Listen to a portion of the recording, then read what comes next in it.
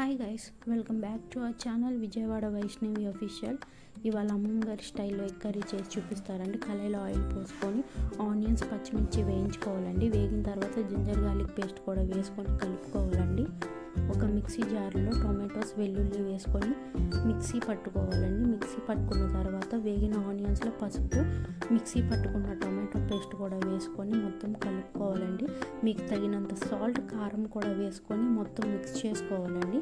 మీకు ఎన్ని ఎగ్స్ అయితే అన్ని ఎగ్స్ బీట్ చేసుకొని మొత్తం కలుపుకోవాలండి. కలుపుకున్న తర్వాత ఈ కన్సిస్టెన్సీ వచ్చిన తర్వాత వీడియోలో చూపించిన విధంగా చికెన్ మసాలా వేసుకోవాలండి. వేసుకొని ఒక 10 మినిట్స్ లిడ్ పెట్టి మగ్గించుకోవాలండి. మగ్గిన తర్వాత లిడ్ తీసి కొత్తిమీర వేసుకొని కలుపుకుంటామేనండి.